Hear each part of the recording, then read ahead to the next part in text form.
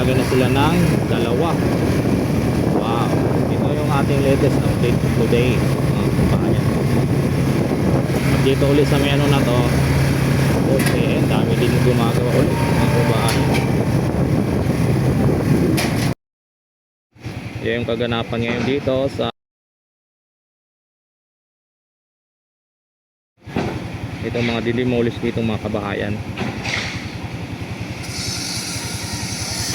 Yan pala na isang ano na malaki, yung dito pala yan nakalagay dito, at ito may bago na isa. Yan, may bago na isa. Ito yung mga double decker, ready na, mga kababayan. At itong mga steel girder lalaki, grabe, nakabang na itong mga steel girder dito, mga kababayan. Ang lalaki nito, ang dami nito, talagang kompleto na to dito. Napang lagay dito, mga kababayan. May nakalagay na silang ano.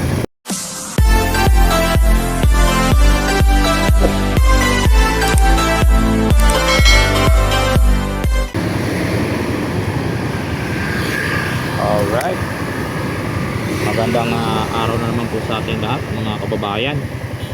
At magbibigay tayo ng update sa inyo dito na naman po sa NLEX SLEX Connector. So nandito tayo po sa street ng Valenzuela Street, dito po sa ano, Santa Mesa. So liliko tayo dyan sa may Paco Road. Silipin natin yung kaganapan sa NLEX SLEX Connector. So yan po, mga kababayan, hihingi naman pa tayo ng lambing, pa-like and share and subscribe sa hindi pa po nakapag-subscribe sa ating YouTube channel. So yan po, at umpisa na po natin, mga kababayan. Tara.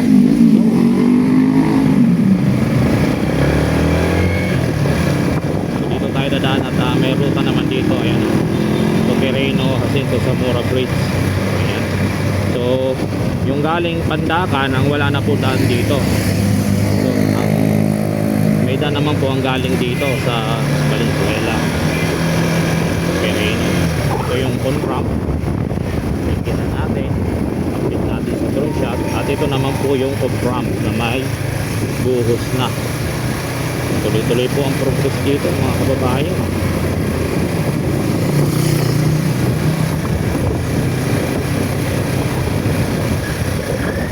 So parang nakaano na sila yata, break at alas 10 ba ngayon. So break time na, alas 10. Merienda yan, merienda. Ito yung mga double decker, ready na, mga kababayan. At itong mga steel girder lalaki, grabe, nakabang na itong mga steel girder dito, mga kababayan. Ang lalaki nito, ang dami nito, talagang kompleto na to dito. Napang lagay dito, mga kababayan. May nakalagay na silang ano, steel trusses ng haba. Nakalagay na silang steel trusses.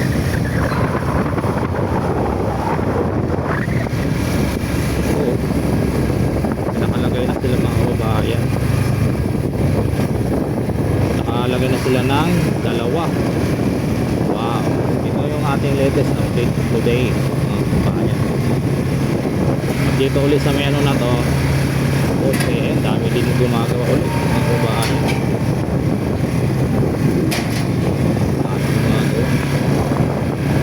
Ayan lang po ang ating ano, dito.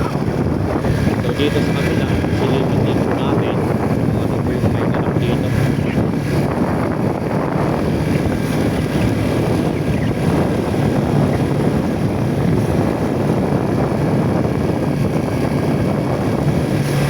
Silipin din po natin dito, mga kababayan. Siyempre andito na tayo, silipin din natin kung anong mga ganap dito.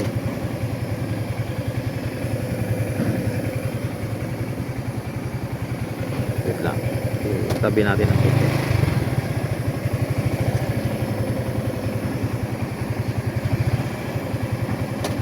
May gumagawa din sa paint up.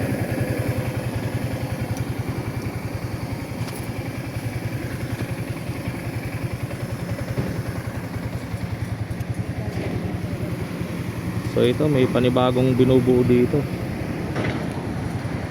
Ayan o, may isang buo na rin dyan o.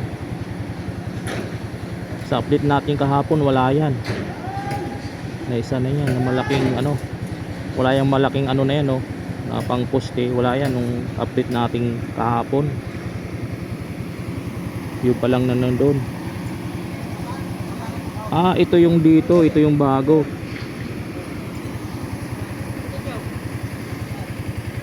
So tanggalin natin yung ano natin. Ito yung kaganapan, no. Mga kabayan, yan, no. Yan yung kaganapan ngayon dito sa itong mga didemolish dito mga kabahayan. Yan pala na isang ano na malaki, yung dito pala yan nakalagay dito, at ito may bago na isa. Yan, may bago na isa.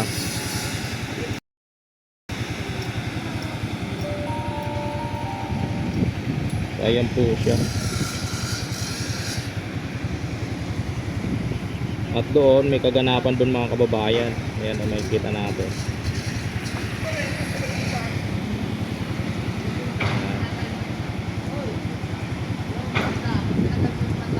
May kaganapan doon sa unahan. So dito, meron din dito kaganapan. Kabila, yung gagawa ng poste. So isusum natin para makita natin, no, mga kababayan. Ayan, oh. Yan. Maraming din po kaganapan dyan sa may poste. Maraming gumagawa. Tapos yung steel trusses, may nailagay na po na dalawa para sa sahod yan ng ano, paggawa ng coping beam mga kababayan. So ayan pong ating ano dito, update. So titingnan natin doon sa unahan para mas malapit tayo.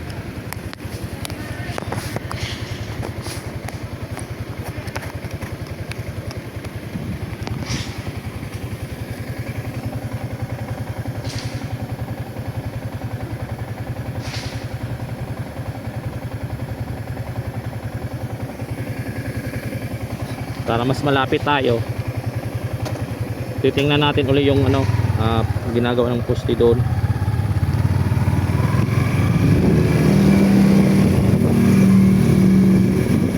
Dito tayo sa may Ilog Pasig.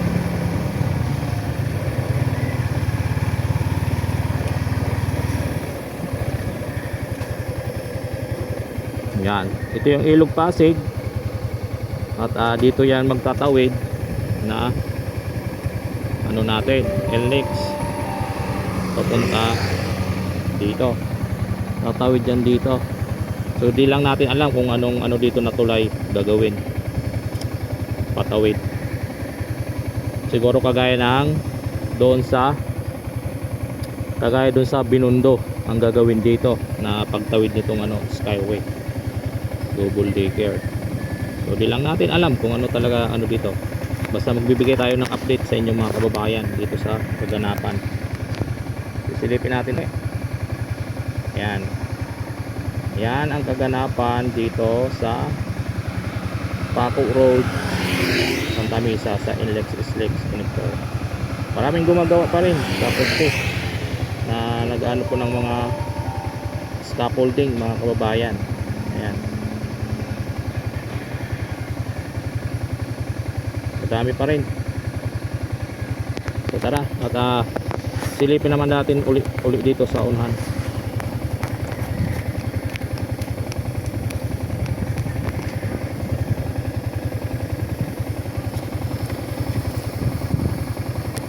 Silipin natin dito. Kasi pwede naman duman na dito eh. Yung ang pinagbawal naman, yung galing north papunta rito. So ang dito sa southbound, yun naman ang inano nila na makadaan papunta dito sa ano na to, papuntang Quirino, saka ano, meron yung pinagbigyan nila ng daan mga kababayan.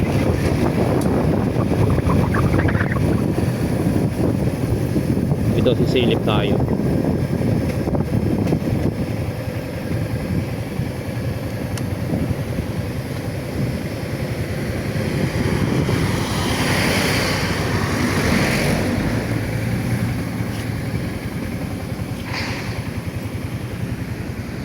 May bagong ano dito, malaki.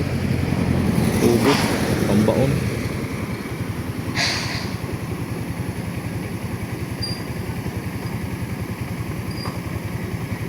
May kaganapan dito mga kababayan.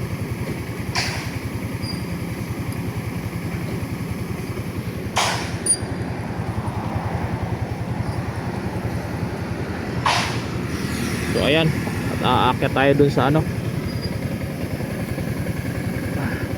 tulay, overpass.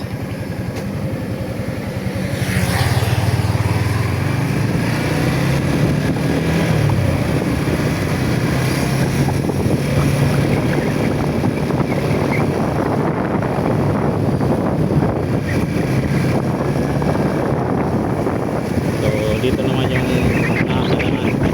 Hindi kasi ginawala na. Kaya nga dito ayan, nakagaan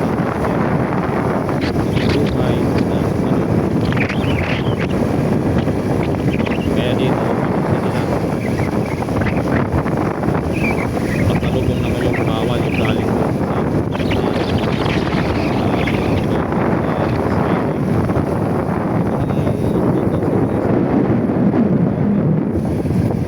so wala pa rin po nangyari dito, wala pa rin nagbago ng mga kabayan.